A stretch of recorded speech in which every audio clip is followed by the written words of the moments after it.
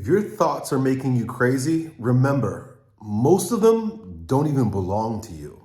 So today we got a question from a bro who says, yo, Elliot, how do I detox my mind and my brain and cleanse them from unresourceful thoughts, stuck memories, and thinking patterns? Great question, bro. And the very first thing I want you to know is that most of what's going on between your ears are actually from you. And you know this is true with simple things like jingles and music that we listen to, and then we find ourselves walking around later on and repeating them in our heads, right? Different commercial. I grew up in the 90s and 80s, and I remember like TV commercials. Like they would be repeating themselves over and over again in the middle of the programming that we were watching. And we would, I say we, because me and my brothers, we'd be like saying the jingles to each other and laughing all day long that were imprinted into our brain. And even as you're walking around, just kind of mindlessly doing whatever it is that you're doing, you might notice if you stop and you pay attention, you're repeating shit that you hear on the TV, you're repeating shit that you hear in the music. Like, have you ever found yourself just repeating music lyrics over in your head, right? You listen to this song and all of a sudden, a day later, you're still repeating the words from the song. So a lot of our thoughts literally penetrate. They come from the outside. They infiltrate your brain. And so you got to remember too that the world that we're living in is not necessarily giving us good thoughts. They're giving us the best way to control people is through fear. So a lot of programming that comes in through all medium is designed to control, designed to program, and the fastest way to do that is to make people afraid. Like, do you remember this jingle? It's safe and effective. It's safe and effective. It's safe and effective. Remember that one? 2020, 2021, 2022. Or 6 feet. Stay 6 feet. Stay 6 feet. Trust the science. Trust the science. Trust the science.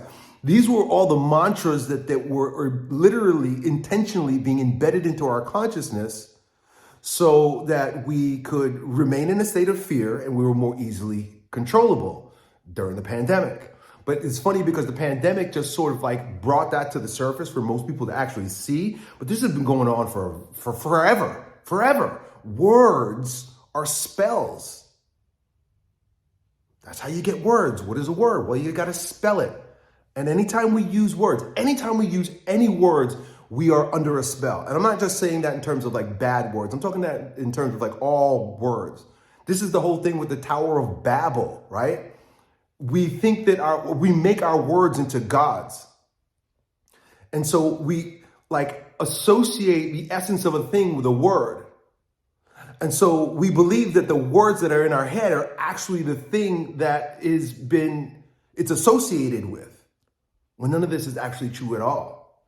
And here's what's even worse. When the words evoke an emotion, then it penetrates into our heart. So it's one thing to have thoughts that are not useful, that are not resourceful, and that are negative thoughts. But thoughts can just come and go, right? I once listened to a guy say it like this. He says, I'll let a bird land on my head, but I won't let it build a nest. Think about it that way. You let a thought, sure, the thoughts are going to come. You really have no choice, especially if you're consuming pop culture stuff and you're around people, right? They'll come and go. They're going to come. They're going to come. You can't stop thoughts from coming. But just like the bird, you let it build a nest. And building a nest is a lot more like growing roots, right? Because a thought can come and be light. It could just land lightly on you. But when you start feeling something about the thought, that's when it starts causing problems. If you see the thought and you're objective about the thought will just come and go. Be it a silly jingle from a commercial or be it like really demonic lyrics from a song. Okay, boom, it'll come and go. Try not to be repeating these things too often in your head by not exposing yourself to it. But if you start to actually feel something, like feelings require that you have a body. And what does the body do? It moves. Emotion means that it's moving you. So if a thought actually moves you, now it's going one layer deeper. It's making itself embedded. It's growing inside you. This is sort of the magic with music. If you repeat something over and over again, like when I grew up, I liked 50 Cent, right? He was one of like the pop artists that I enjoyed listening to his shit. And I remember like I would listen to his music and I'd get mad while I'm listening to his music. I'd be repeating it. I'd be like, rah, rah, rah, rah. He was like an angry guy. Same thing with like DMX. He was like an angry guy. And I'd say his music and I'd be doing the movements of an angry guy. Rah, rah, rah, rah, rap music like that. I made that a part of me. I was so attracted to it because I have a lot of anger in my body anyway. We could talk about that in a minute. But the bottom line is you're hypnotized. You're allowing yourself to be hypnotized by outside forces. Let the thoughts come and lightly let them leave. Do not embed them into your body by moving with them, having feelings with them. Feelings are more subtle than emotions, and I'm using these words interchangeably, kind of. Feelings are more subtle. Emotions are more overt. Like you can feel something, but you don't have an emotion about it. See the difference, right? If I get angry, right? If I hear the music, I feel it. I notice something. It could be any kind of feeling, right? Anything. Anything's a feeling. Any kind of movement, subtle movement in the body, in the organs, right? Very subtle movements, almost imperceptibly. They're there. But emotion is when then like you go into motion about it, right? Don't dance to crap rap music, right? Don't let your daughter twerk.